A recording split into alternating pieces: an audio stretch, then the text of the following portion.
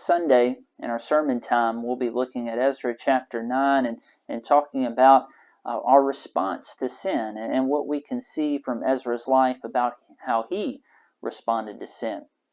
And so this morning, I thought it would be helpful to talk about encouragement to leave sin, how we can be encouraged to leave sin.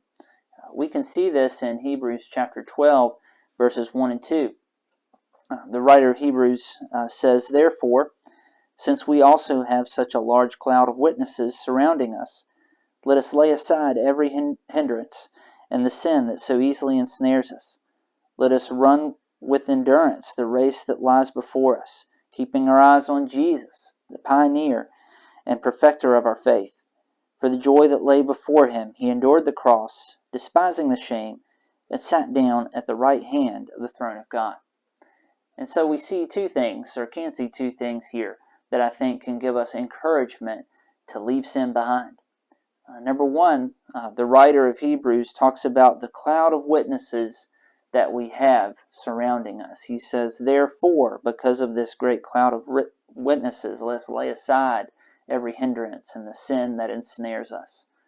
The writer of Hebrews talks in chapter 11 about how there's numerous people throughout the history of God's people who were examples of faith and faithfulness to God. And so we should take encouragement by this cloud of witnesses who are before us and take encouragement from the folks who have gone before us.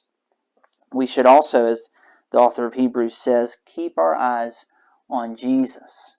Rather than looking to our sin and focusing on the things that ensnare us, or some translations of this passage say the sin that entangles us, we should take our eyes off of that and put our eyes on Jesus and take encouragement in that.